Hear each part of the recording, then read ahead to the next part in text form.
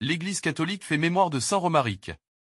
Père de famille, ancien courtisan du roi d'Austrasie, Théodebert, il était l'eude de la cour de Metz, ce qui signifie qu'il avait un lien personnel de servitude avec cette cour.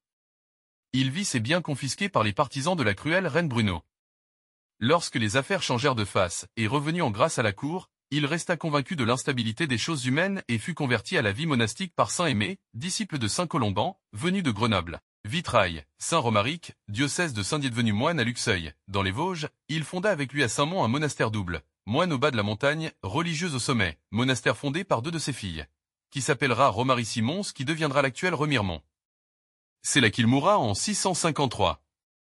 Voir aussi Histoire des saints, chanoine Laurent, diocèse de Saint-Dié, où il est fêté le 12 septembre avec les abbés Saint-Aimé et Saint-Adelphe, le début de l'évangélisation du pays de Remiremont, et Aimé ou Aimé né à Grenoble vers 570. Adolescent, il entre à l'abbaye de Saint-Maurice d'Agone, Suisse. Il y vit pendant 30 ans en moine exemplaire, puis se retire comme ermite dans une grotte. Saint Eustache le décide à l'accompagner à Luxeuil. D'une mission prêchée à Metz, il ramène Romaric. Vers 620, Aimé et Romaric gagnent le mont Aban, futur Saint-Mont. Sous la règle de saint Colomban, ils y fondent 2 monastères de moines et de moniales. La louange perpétuelle est assurée par cette chœur de religieuses. Aimé en est le premier abbé. Il meurt le 13 septembre 629. Romaric, devenu prêtre, lui succède. Il s'éteint à son tour le dimanche 8 décembre 653.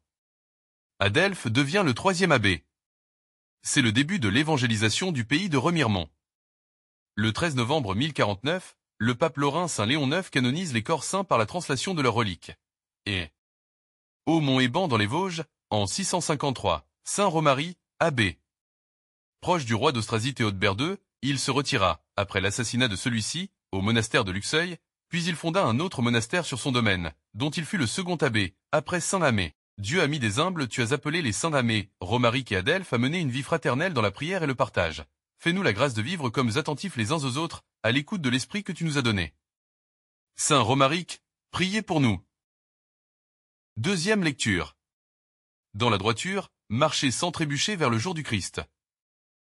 Lecture de la lettre de saint Paul apôtre aux Philippiens. Frères, à tout moment, chaque fois que je prie pour vous tous, c'est avec joie que je le fais, à cause de votre communion avec moi, dès le premier jour jusqu'à maintenant, pour l'annonce de l'Évangile.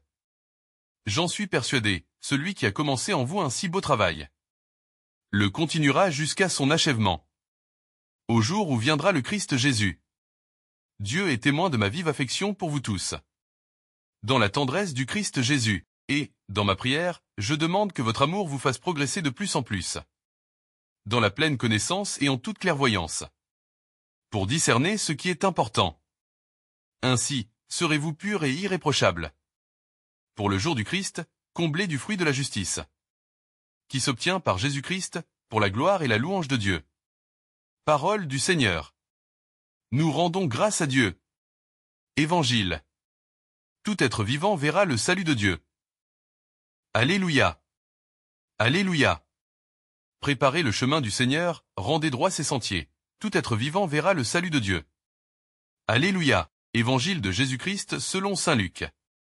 L'an 15 du règne de l'empereur Tibère, Ponce Pilate étant gouverneur de la Judée, Hérode étant alors au pouvoir en Galilée, son frère Philippe dans le pays d'Ithurée et de Traconitide, Lysania en Abilène, les grands prêtres étant Anne et Caïphe, la parole de Dieu fut adressée dans le désert.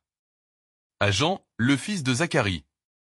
Il parcourut toute la région du Jourdain, en proclamant un baptême de conversion, pour le pardon des péchés, comme il est écrit dans le livre des oracles d'Isaïe, le prophète, voix de celui qui crie dans le désert, préparez le chemin du Seigneur, rendez droit ses sentiers. Tout ravin sera comblé, toute montagne et toute colline seront abaissées, les passages tortueux deviendront droits, les chemins rocailleux seront aplanis, et tout être vivant verra le salut de Dieu.